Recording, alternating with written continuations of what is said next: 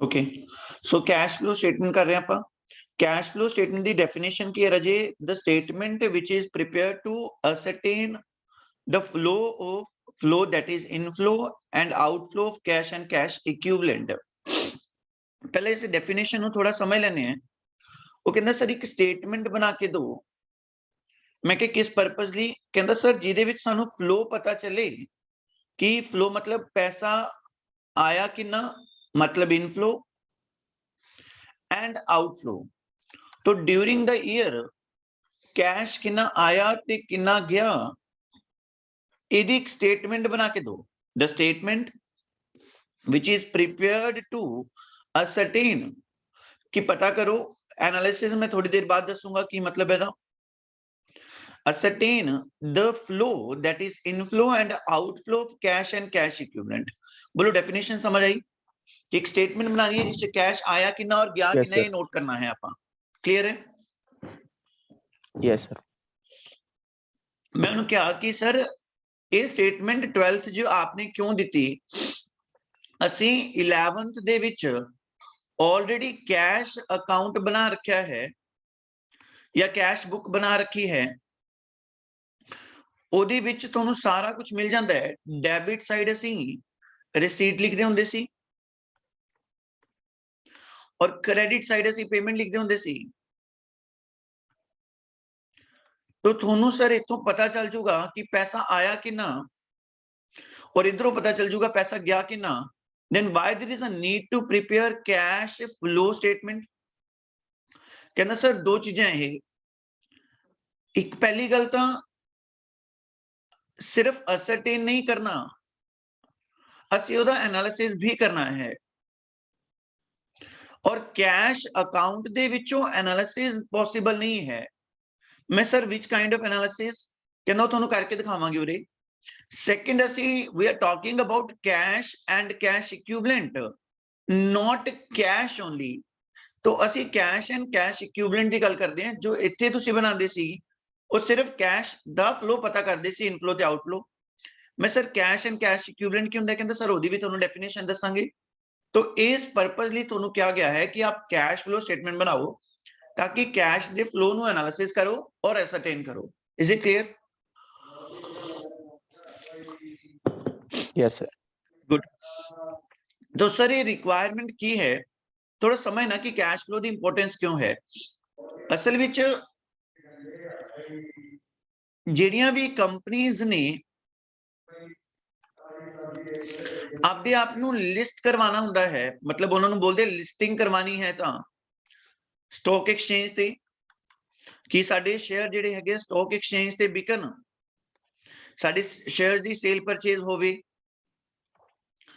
ਤਾਂ ਉਹਨਾਂ ਨੂੰ ਸੈਬੀ ਦੀਆਂ ਗਾਈਡਲਾਈਨਸ ਨੂੰ ਫੋਲੋ ਕਰਨਾ ਪੈਂਦਾ ਹੈ ਸੈਬੀ ਨੇ ਸਾਰੀਆਂ ਕੰਪਨੀਆਂ ਨੂੰ ਕਿਹਾ ਹੈ ਕਿ ਭਈ ਅਗਰ ਆਪ ਚਾਹੁੰਦੇ ਹੋ ਕਿ ਤੁਹਾਡੇ share Bombay stock exchange national stock exchange ਤੇ ਵਿਕਣ तो ਤੁਹਾਨੂੰ ਲਿਸਟਿੰਗ ਐਗਰੀਮੈਂਟ ਸਾਈਨ ਕਰਨਾ ਪਊਗਾ ਲਿਸਟਿੰਗ ਐਗਰੀਮੈਂਟ ਔਰ ਉਸ ਲਿਸਟਿੰਗ ਐਗਰੀਮੈਂਟ ਦੇ ਵਿੱਚ ਜਿੰਨੀਆਂ ਵੀ ਚੀਜ਼ਾਂ ਲਿਖੀਆਂ ਹੋਈਆਂ ਨੇ ਉਹਨਾਂ ਸ਼ਰਤਾਂ ਨੂੰ ਮੰਨਣਾ ਪਊਗਾ ਕੰਪਨੀਆਂ ਕਹਿੰਦੇ ਠੀਕ ਹੈ ਅਸੀਂ ਮੰਨ ਲਾਂਗੇ ਉਸ ਲਿਸਟਿੰਗ ਐਗਰੀਮੈਂਟ ਦੇ ਰਜੇ close just a second close number 32 close number 32 मतलब रूल नंबर 32 च लिखा हुआ है कि every company must prepare the cash flow statement तो आपा कैश फ्लो स्टेटमेंट किन्ना वास्ते बनानी है कंपनीज वास्ते क्यों बनानी है क्योंकि सेबी ने क्या है कि जो भी लिस्टेड कंपनीज होंगियां ਉਹਨਾਂ ਨੂੰ ਸਾਲ ਦੇ ਐਂਡ ਤੇ ਕੈਸ਼ ਫਲੋ ਸਟੇਟਮੈਂਟ ਬਣਾਉਣਾ ਪਊਗਾ ਇਹ ਲਿਖਿਆ ਕਿੱਥੇ ਵੇ ਲਿਸਟਿੰਗ ਐਗਰੀਮੈਂਟ ਦੇ ਵਿੱਚ ਕਿੱਥੇ ਲਿਖਿਆ ਵੇ लिस्टिंग एग्रीमेंट क्लोज नंबर कितनी है 32 क्लोज नंबर कितनी है 32 ये चीज याद रखनी है चलो आप सर बना देंगे पर सर ये बनता किवें है कैश फ्लो ये किवें पता चलूगा तो अकाउंटिंग स्टैंडर्ड रजे 3 ने अकाउंटिंग स्टैंडर्ड 3 है इशूड बाय आईसीआई तो इंस्टीट्यूट ऑफ चार्टर्ड अकाउंटेंट्स ने सानू कैश फ्लो स्टेटमेंट बनाना सिखाता। हुण ES3 दा नाम ही की है, कैश फ्लो स्टेटमेंट। इंस्टीट्यूट कहता भी ਜਿਹੜੀਆਂ भी कंपनीज ने अकाउंट कैश फ्लो स्टेटमेंट बनानी है वो किवें बनूगी ਅਸੀਂ सिखा देने हैं। तो ਆਪਾਂ जिन्नी भी अकाउंटिंग पढ़ांगे इत्थे कैश फ्लो स्टेटमेंट किवें बनूगा वो ਅਸੀਂ पढ़ांगे एज पर अकाउंटिंग स्टैंडर्ड 3 और बनाना किहदी रिक्वायरमेंट है एज पर SEBI। तो इत्थों अपनी जिहड़ी हैगी चैप्टर दी इंपोर्टेंस का पता चलदा है कि क्यों बनाना सिखाया गया आपां नूं इस तरीके नाल। पॉइंट समझ आ गया? Yes, sir. ओके नेक्स्ट ਤੁਹਾਨੂੰ ਨਾ ਨੋਟਿੰਗ ਮਿਲ ਜੂਗੀ ਰਾਜੀ ਦੀ ਸਾਰੀ ਨੋਟਿੰਗ ਦੀ ਕੋਈ ਪ੍ਰੋਬਲਮ ਨਹੀਂ ਹੈ। from where I can change this, okay, PDF, just a second.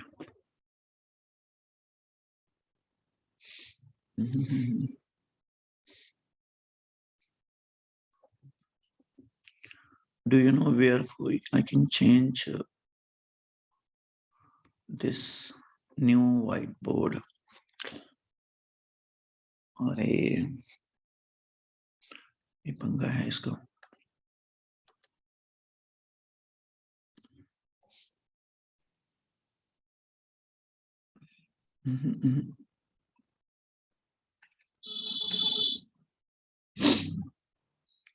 Just a second, ये चेंज ही कर देते हैं हम, यहाँ पे करेंगे नहीं।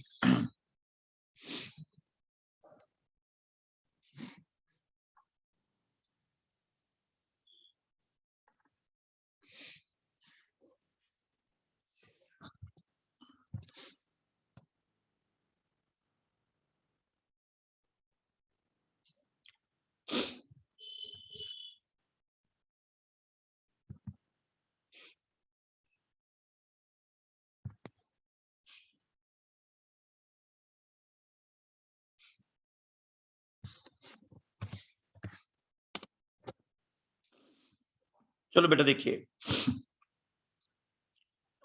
चलो so as per accounting standard 3 जो कैश फ्लो स्टेटमेंट है उन्हें एक चीज क्लियर करवाई शुरू चो ही, कहना सर असी जिन्ना भी फ्लो आऊगा चाहे वो इनफ्लो है चाहे वो आउटफ्लो है, स्क्रीन दिख रही है ना तरुण? Yes, sir. ਉਹਨੂੰ ਅਸੀਂ 3 ਐਕਟੀਵਿਟੀਜ਼ ਦੇ ਵਿੱਚ ਵੰਡਾਂਗੇ ਕਿਉਂਕਿ ਪੈਸਾ ਆਇਆ ਕਿੰਨਾ ਇਹ ਇੰਪੋਰਟੈਂਟ ਨਹੀਂ ਹੈ या पैसा गया कितना ये इंपॉर्टेंट नहीं है, बल्कि ये जानना जरूरी है कि पैसा आया कितने ते पैसा गया कितने। सर वो किवें? फॉर एग्जांपल तुहानूं एक पॉइंट समझा रहे हैं, मान लो एक चंदू है, चंदू कोले इस टाइम 5 लाख रुपया कैश है, चलो 50 लाख कर लो, चंदू कोले 50 लाख कैश है और आपदे घरे चला जाता है कि घरे जाके कहता है कि मम्मी मम्मी देखो मैं जो है 50 लाख कैश लेके आए हैं। तो ऑब्वियसली ओदे मम्मा पूछणगे जरूर कि बेटा इन्ना कैश तू कित्थों लेके आए हैं, तो ओदे कैश आया कित्थों है दस्सण नाल ओदे मम्मा दे रिएक्शन बदलणगे। अगर तो वो कहता है कि मम्मा मैं कमा के लेके आए हैं, मैं अर्न किया है, फिर तो शायद ओदे मम्मा फेस कहणगे अच्छा बेटा बहुत अच्छी गल है, थोड़े बिजनेस दे विचों तरक्की होवे, तुसीं 50 लाख कैश जनरेट किया। पर अगर कहे कि मैं तो सर मम्मी बोरो करके लेके आए किसी तो 50 लाख रुपया वापस करना है, तो शायद वैसे रिएक्शन ना हो। बोलो हाँ या ना? Yes, sir. और अगर वो कहे कि मम्मा मम्मा मैं तो ना एक्चुअली जो ना अपने को प्लॉट पिया सी ना और चंडीगढ़ दे विच आपां वो बेच के ले आया मैं, फिर भी मम्मा दे रिएक्शन चेंज होंगे कि ले प्लॉट बेचने की लोड़ पै गई, प्लॉट तक खरीदना चाहिए सी, ये तू पैसा की करेगा, किते होर लगाएगा कि बेच के किते खर्च कर देगा। तो बहुत तरह के सवाल जवाब होंगे है कि पैसा आया कित्थों है। इसे तरीके नाल जिहड़ा पैसा जाऊगा ओदे सवाल उठते हैं कि भाई पैसा गया कित्थे है। अगर मैं कहां कि मेरे को 10 लाख रुपया उड़ गया, कैश मेरे को खत्म हो गया 10 लाख रुपया, तो मेरे घर दे रिएक्ट करेंगे। अगर मैं उन्होंने कहा कि भाई 10 लाख रुपए की तो आप एसेट खरीद ली, प्लॉट खरीद लिया, तो कहेंगे यार बहुत वधिया गल है, चल पैसा लग रहा है कि चलो अच्छी चीज बन रही है। अगर मैं घर दे कहा कि 10 लाख रुपया मेरा चला गया, घर दे कहेंगे कित्थे चला गया, मैं क्या भाई मैं ना किस तो लोन लिया सीगा ਉਹ ਵਾਪਸ ਕਰਤਾ, ਚਲੋ ਘਰ ਦੇ ਕਹਿਣਗੇ ਬਲਾ ਟਲੀ ਬਈ ਲੋਨ ਵਾਪਸ ਕਰਤਾ ਤੁਸੀਂ, ਚਲੋ ਅੱਛੀ ਗੱਲ ਹੈ। ਔਰ ਜਾਂ ਫਿਰ ਮੈਂ ਕਹਾਂ ਕਿ ਬਈ ਉਹ ਤਾਂ ਬਿਜ਼ਨਸ 'ਚ ਹੀ ਖਰਚ ਹੋ ਗਏ, ਫਿਰ ਘਰ ਦੇ ਥੋੜਾ ਹੈਰਾਨ ਹੋਣਗੇ, ਅੱਛਾ ਇੰਨਾ ਪੈਸਾ ਲੱਗ ਰਿਹਾ ਹੈ, ਆਣਗੇ ਵੀ ਜਾਂ ਨਹੀਂ ਆਣਗੇ, ਬੜਾ ਚਿੰਤਾ ਦਾ ਵਿਸ਼ੇ ਹੋਇਆ ਹੈ, ਕਿਉਂਕਿ 10 ਲੱਖ ਰੁਪਇਆ ਬਿਜ਼ਨਸ 'ਚ ਆਲਰੇਡੀ ਲੱਗ ਚੁੱਕਿਆ ਹੈ। ਬੋਲੋ ਪੁਆਇੰਟ ਸਮਝ ਆਇਆ ਕਿ ਨਹੀਂ ਆਇਆ? Yes, sir. ਯੈਸ। ਤੋ ਜਨਾਬ ਇਹੀ ਪੁਆਇੰਟ ਆਫ ਵਿਊ ਨਾਲ ਜਿਹੜੇ ਕੈਸ਼ ਫਲੋ ਸਟੇਟਮੈਂਟ ਹੈ ਅਕਾਊਂਟਿੰਗ ਸਟੈਂਡਰਡ 3, ਉਹਨੇ ਇਹ ਕਿਹਾ ਕਿ ਕੈਸ਼ ਫਲੋ ਨੂੰ ਅਸੀਂ 3 ਐਕਟੀਵਿਟੀਜ਼ 'ਚ ਵੰਡਾਂਗੇ। Cash flow from operating activity. Now what is operating is important. Operating, I think spelling गलत है, operating activity. Cash flow from investing activity.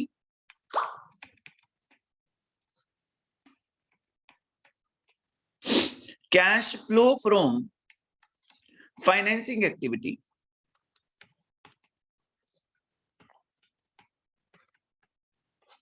तो 3 एक्टिविटीज च वंडिया गया राजे। ऑपरेटिंग च इनफ्लो आउटफ्लो चेक करांगे सी, इन्वेस्टिंग च इनफ्लो आउटफ्लो चेक करांगे और फाइनेंसिंग च इनफ्लो आउटफ्लो चेक करांगे। मैं सर हुण ऑपरेटिंग इन्वेस्टिंग ते फाइनेंसिंग की है, कहंदे सर मोटा मोटा आइडिया दिन्ने हैं। ਜਿਹੜਾ ऑपरेटिंग है वो थोड़े trading account profit and loss नाल कंसर्नड है,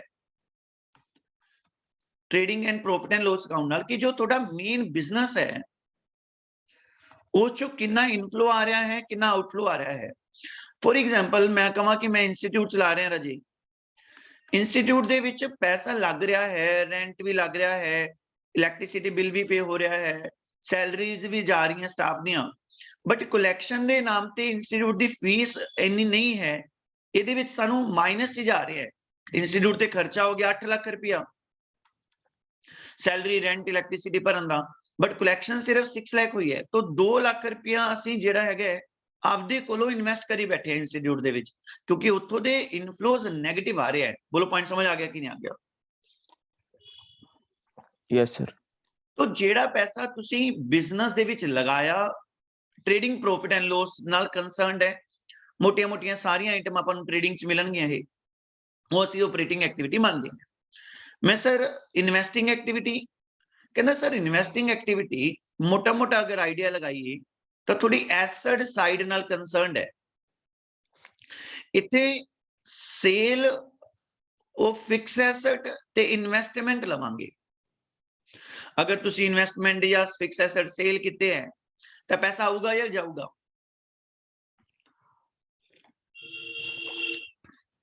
पैसा आऊगा या जाऊगा? अगर फिक्स एसेट बेच दिए तो पैसा आऊगा, कैश आऊगा या जाऊगा? आऊगा। आऊगा, तो इनफ्लो हो जाऊगा। अगर आप परचेज ऑफ फिक्स एसेट करोगे या इन्वेस्टमेंट खरीदोगे तो पैसा आउटफ्लो हो जाऊगा। तो ਅਸੀਂ ਇਹ ਦੇਖਣਾ ਚਾਹੁੰਦੇ ਹਾਂ ਕਿ ਡਿਊਰਿੰਗ ਦ ਈਅਰ ਕਿੰਨੀਆਂ ਐਸਟਾਂ ਵਿਕੀਆਂ, ਕਿੰਨੀਆਂ ਖਰੀਦੀਆਂ। तो एक ਅਸੀਂ ਇਨਵੈਸਟਿੰਗ ਐਕਟੀਵਿਟੀ ਅਲੱਗ ਤੋਂ ਲਿਖਤਾ। ਮੈਂ ਕਿਹਾ sir financing activity, sir financing activity ਦਾ ਹੁੰਦਾ ਹੈ ਪੈਸਾ ਲੈਣਾ, ਇਹ ਤੁਹਾਡਾ ਲਾਇਬਿਲਿਟੀ ਸਾਈਡ ਨਾਲ ਕੰਸਰਨਡ ਹੈ। ਹੁਣ ਕੰਪਨੀ ਪੈਸਾ ਕਿੱਥੋਂ ਕਿੱਥੋਂ ਲੈਂਦੀ ਹੈ? शेयर होल्डर्स तो ले लिया, शेयर कैपिटल इशू करती है, लास्ट सेमेस्टर किया सी, डिबेंचर्स तो ले लिया, मतलब बोरो कर लिया। तो अगर इन्हां तो पैसा लेने है तो इनफ्लो हो जाता है। तो अगर बोरो किया हुआ पैसा, कैपिटल का पैसा अगर आप वापस कर रहे हो तो की हो जाऊगा? आउटफ्लो। तो ये देखना चाहते हैं कि फाइनेंस कितना लै रहे हो, कितना वापस कर रहे हो। बोलो मुद्दा समझ आ गया कि नहीं आ गया? Yes, sir. गुड। तो मैं उन्होंने आह जिहड़ा अकाउंटिंग स्टैंडर्ड 3 कहता कि मैनूं इहदे मुताबिक तुसीं की बना के दो, कैश फ्लो स्टेटमेंट बना के दो। हुण चलो मैं तुहाडे सामने क्वेश्चन रखूंगा, आप मैनूं दसोगे कि सर ये किहड़ी एक्टिविटी लग रही है। +1 दे विच आपां कैश अकाउंट बनाया,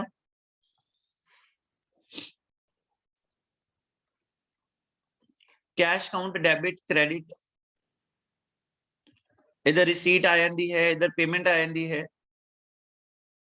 तो बहुत ज्यादा जगह तो आप पैसा इकट्ठा करते हैं। स्टार्टिंग होंगी अपनी टू बैलेंस बीडी तो थोड़ी कैलकुलेशन करवा देना कि 4 लाख रुपया अपने को शुरू च पिया है, आप गुड्स सेल कीतियां, ओदा पैसा आ गया 6 लाख रुपया। ਆਪਾਂ ਕੋਈ फर्नीचर बेचता, sale of furniture, sale of land लिख लो, चलो 8 लाख रुपया उधरों आ गया अपने कोले। ਆਪਾਂ ਡੈਟਰਸ ਤੋਂ ਪੈਸਾ ਕਲੈਕਟ ਕਰ ਲਿਆ, ਉਧਾਰ ਸੇਲ ਕੀਤੀ ਵੀ ਸੀ, ਉਹਨਾਂ ਨੇ ਆਪਾਂ ਨੂੰ ਪੈਸਾ ਵਾਪਸ ਕਰਤਾ 2 ਲੱਖ ਰੁਪਇਆ। ਔਰ ਆਪਾਂ ਲੋਨ ਲੈ ਲਿਆ ਬੈਂਕ ਤੋਂ 3 ਲੱਖ ਰੁਪਏ ਦਾ, ਇਕੱਠਾ ਹੋ ਗਿਆ 4 ਤੇ 6 10 ਤੇ 18 19 20 23 ਲੱਖ ਰੁਪਇਆ। ਪੇਮੈਂਟ ਦੇ ਨਾਂ ਤੇ ਦੇਖਿਆ ਜਾਵੇ ਤਾਂ ਅਸੀਂ ਪੇਮੈਂਟਸ ਕੀਤੀਆਂ, ਬਾਈ ਕ੍ਰੈਡੀਟਰਸ ਨੂੰ ਪੇਮੈਂਟ ਕੀਤੀ 1.5 ਲੱਖ ਰੁਪਇਆ, ਅਸੀਂ परचेज ऑफ गुड्स की, चीजा खरीदियां बेचन वास्ते 8 लाख रुपए दियां, 8 ओके चलो। बाय आपा सैलरी पे की, रेंट पे किया, इलैक्ट्रिसिटी पे की 2 लाख रुपए दी। आपा फॉर एग्जाम्पल लोन रीपे किया, पहला कोई होर बैंक का चली जाता होगा 5 लाख रुपया वो वापस करता सी, और बाय बैलेंस कैरी डाउन 8 ते 2 10 ते 5 15 16 16.5 23 चो 16.5 माइनस किया 6.5। Is it clear? Yes sir. हुण ये तो कैश फ्लो स्टेटमेंट बनूगी। कैश फ्लो स्टेटमेंट का फॉर्मेट आ है रजी,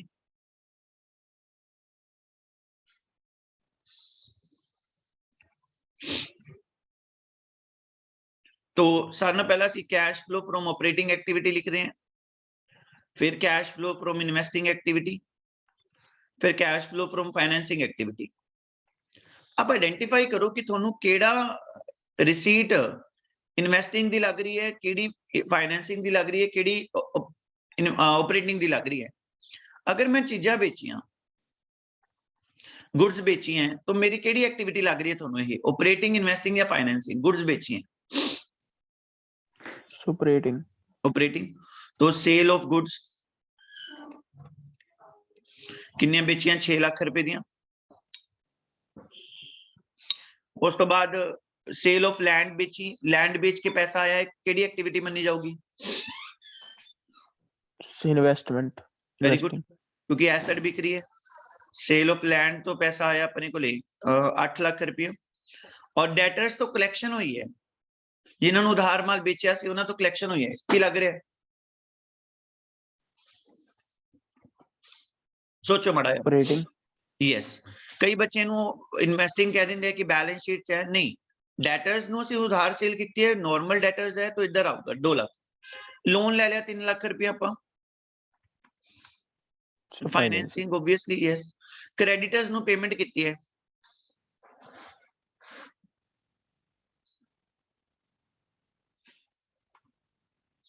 क्रेडिटर्स नु पेमेंट की है, की लग रहा है?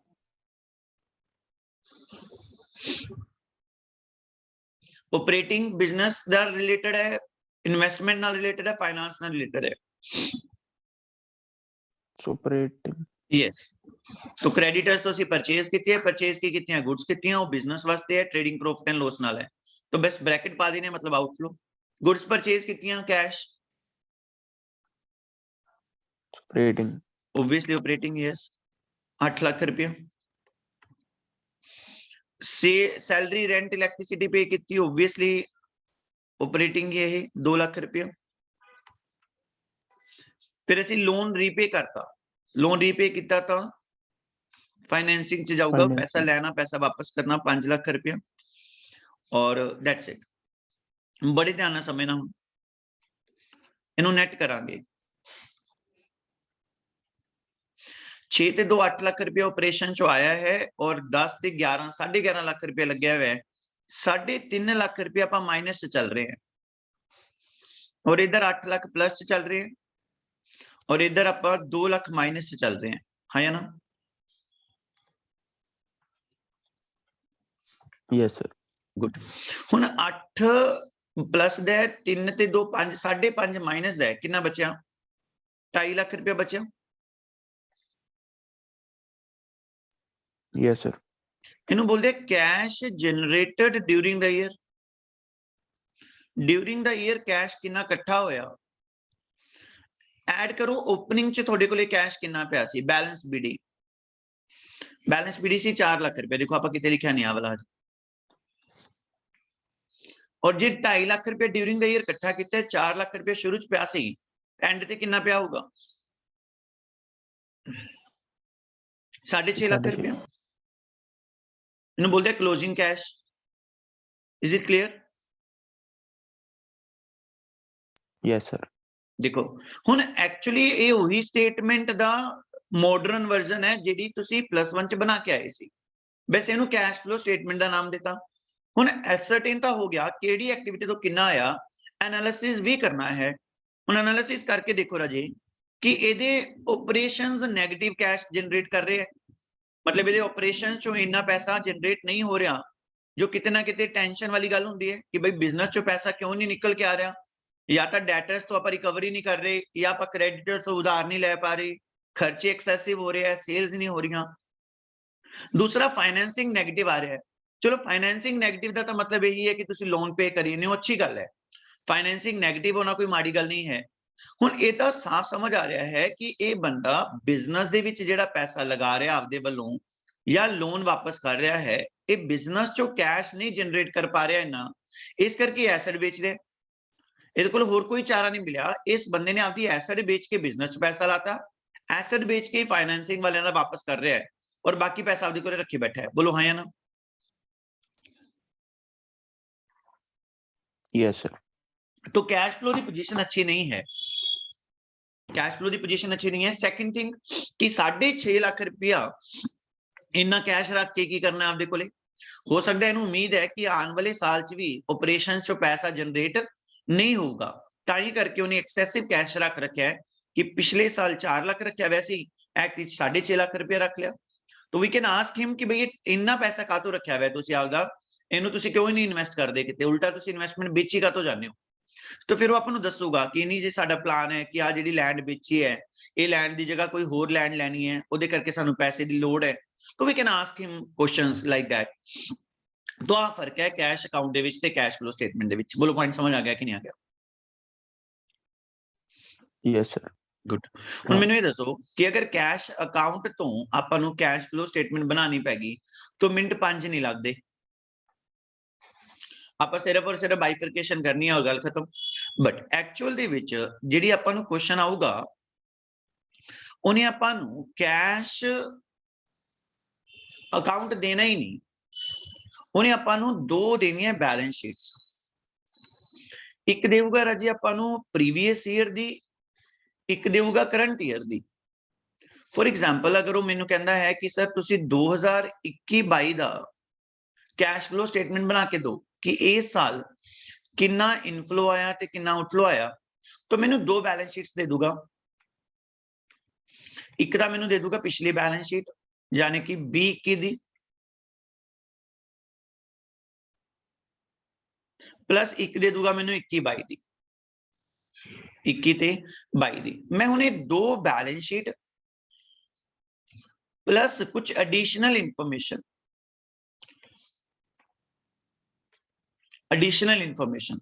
हुन एडिशनल इंफॉर्मेशन क्यों मंगी है तो क्योंकि एडिशनल इंफॉर्मेशन की जगह अगर मैनू trading account profit and loss दे दिता बाली अच्छी गल है बट क्वेश्चन एग्जामिनर नूं इन्हां टाइप करना बहुत औखा हुंदा है practically trading and profit and loss account तो बनता है कि दो एक तो ट्रेडिंग प्रॉफिट एंड लॉस ले लो करंट ईयर का एक दो बैलेंस शीट्स ले लो इन्हां तो कैश फ्लो स्टेटमेंट बना लो तो उत्थों बनना हुंदा है क्योंकि एग्जामिनर तो इन्ना टाइप नहीं होना कि दो बैलेंस शीट्स टाइप करे ट्रेडिंग प्रॉफिट एंड लॉस बना के देवे तो जिन्नी की इन्फॉर्मेशन मैंने trading and profit and loss चाहिए होगी वो आपको एडिशनल इन्फॉर्मेशन के रूप में दे दूंगा तो मैं दो balance sheets plus additional information तो कैश फ्लो स्टेटमेंट बनाऊंगा करंट ईयर दी तो आ अपना जिहड़ा है फंडा है कैश फ्लो स्टेटमेंट बनाने दा बोलो पॉइंट समझ आ गया कि नहीं आ गया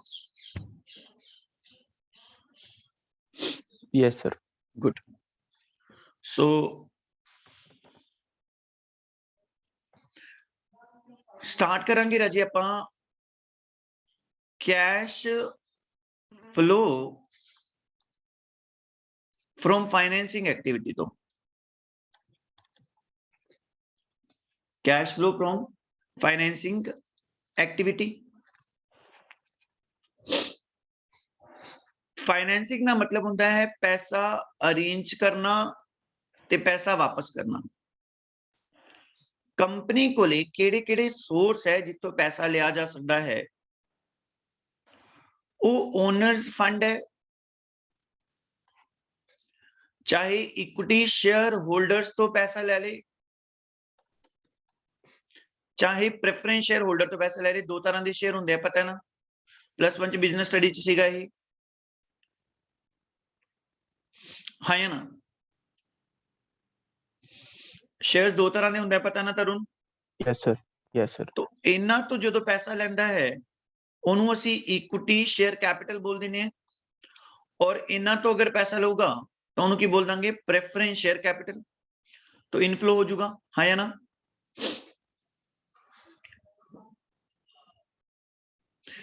दूसरा सोर्स होता है बोरोड फंड्स। तो या तो आप कैपिटल लगवा लो या पैसा उधार मांग लो, बोरोड फंड्स। तो बोरोड फंड्स दो तरह के हो सकते हैं, या तो तुसी लॉन्ग टर्म वास्ते बोरो करोगे, लॉन्ग टर्म बोरोइंग है, या फिर शॉर्ट टर्म बोरिंग होगी, साल के अंदर अंदर वाली फॉर्मेट दे विच सीगा है। लॉन्ग टर्म बोरिंग ते शॉर्ट टर्म बोरिंग। तो बोरोड फंड्स चाहे लॉन्ग टर्म है चाहे शॉर्ट टर्म है, अगर इन्हां तो पैसा उधारा मांगते हैं, ये मैं दस दूंगा केड़े-केड़े हैं। अगर इन्हां तो पैसा बोरो करते हैं तो की हो जाऊगा, इनफ्लो, हाँ या ना।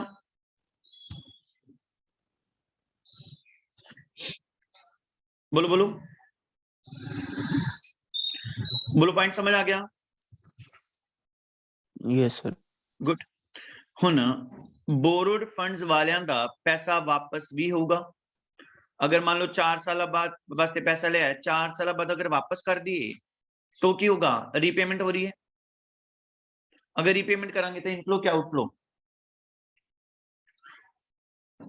आउटफ्लो। आउटफ्लो। और अगर कैपिटल का पैसा वापस कर दिए, आउटफ्लो, हाँ या ना। Yes sir. Equity share holder वाले का पैसा कितने भी वापस नहीं होता, तो इधर मनो ही ना कि आऊगा, इधर नहीं आता, इधर रीपेमेंट होंगी ही नहीं। हाँ, प्रेफरेंस शेयर कैपिटल का पैसा जरूर वापस होता है, क्योंकि एज पर कंपनीज एक्ट 2013 कोई भी कंपनी 20 साल तो वध प्रेफरेंस शेयर कैपिटल इशू नहीं कर सकती। तो 20 साल मैक्सिमम पे जी है कैपिटल रख सकते हो आप, और उदू पहले पहले आपको वापस करनी पड़ेगी। तो प्रेफरेंस शेयर कैपिटल का पैसा तो वापस होगा ही होगा। तो बस इन्होंने लोगों तो पैसा लेना ते इन्होंने लोगों का पैसा वापस करना केड़ी एक्टिविटी मनी जाती है? Financing activity. Is it clear? Finance. Sorry, yes sir. Okay, yes sir. Good. तो सर सानू पता किवें चलूगा कितना पैसा लिया कितना वापस करना? पहला तो ये देख लो कि लॉन्ग टर्म बोरिंग आप कित्थों कित्थों लै सकते हैं, ते शॉर्ट टर्म बोरिंग कित्थों कित्थों लै सकते हैं। बस मैं आज की क्लास इत्थे खत्म करूंगा, ज्यादा नहीं करवांदा अज। शॉर्ट टर्म बोरिंग, तो लॉन्ग टर्म बोरिंग अपने को 4 सोर्स होंगे हैं। बॉन्ड्स, डी माने डिबेंचर्स, ये वर्ड्स लिखने को मिल जाएंगे। पी माने पब्लिक डिपॉजिट्स, टी माने term loan, it's called BDPT, term loan. तो 4 सोर्स है। शॉर्ट टर्म बोरिंग के नाम पे अपने को बुक्स दे विच सिर्फ जेडे क्वेश्चन करांगे उस बैंक ओवरड्राफ्ट ही आऊगा। एक कैश क्रेडिट हुंदा है, वो आंदा नहीं, कैश क्रेडिट तो बैंक ओवरड्राफ्ट है। तो आ सोर्स है, इन्ना तो पैसा लिया जा सकता है। बीडीपीटी और शॉर्ट टर्म बोरिंग च बैंक ओवरड्राफ्ट तो पैसा लिया जा सकता है। हुण मैं तुहानूं एक सिंपल जिहा फंडा दिखा रहा, देखना बहुत सौखा काम है। वो आपां नूं 31 मार्च 22 ते 31 मार्च 21 दी बैलेंस शीट देगा। इत्थे लिखूगा equity share capital 4 lakh 4 lakh, चलो 14 कर लो, 14 नहीं, just a second,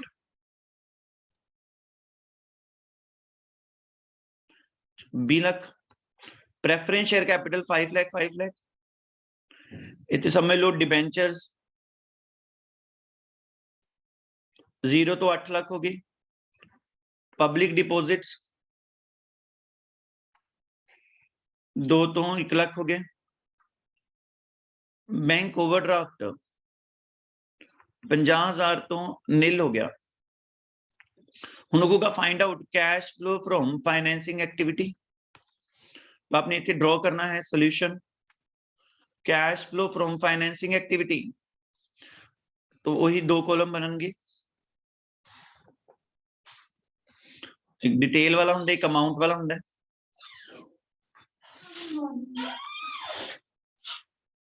it's like this, तो डिटेल है इतने अमाउंट हुंदी है बस। हुण देखो ध्यान नाल इक्विटी शेयर कैपिटल रजे पहला 14 लाख सी, पिछले साल तक शेयर कैपिटल वाले तो 14 लाख रुपया ले रखा सी, इस बार कितना होया हुआ है 20 लाख रुपया, कितना पैसा बढ़ गया? So 6 lakh. इनफ्लो होया होगा कि आउटफ्लो होया होगा? So inflow. इनफ्लो, तो बस आपने लिखना है इक्विटी शेयर कैपिटल तो 6 लाख रुपया आ गया, प्रेफरेंस शेयर कैपिटल 5 तो 5 ही है, नो फ्लो।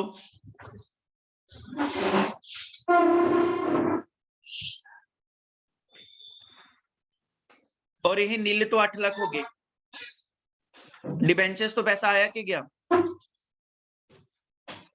आ गया। और पब्लिक डिपॉजिट 2 लाख दे सी, हुण 1 लाख रुपए रह गया, बाकी किथे गया?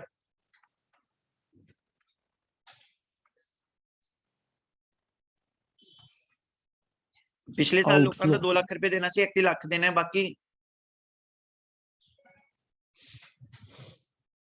पैसा लिया होगा कि वापस कितना होगा? सर वापस करता, वापस करता तो आउटफ्लो। और ये 50,000 रुपया बैंक ओवरड्राफ्ट से हुण नील हो गया, ये किथे गया? वापस करता होगा, हाँ या ना? Yes sir. खत्म। तो सिंपल जा फंडा है कि अगर ये सोर्सेज दा पैसा वध जे बैलेंस शीट कंपैरेटिवली तो इनफ्लो हुंदा है, जे अगर घट जे तो समझ लेना आउटफ्लो है, सिंपल आ फंडा है दा।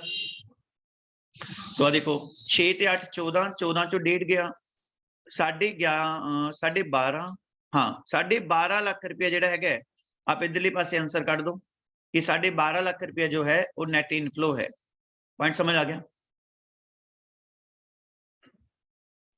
Yes sir.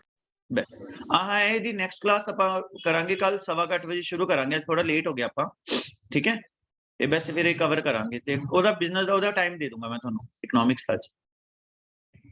Okay sir. Okay bye bye.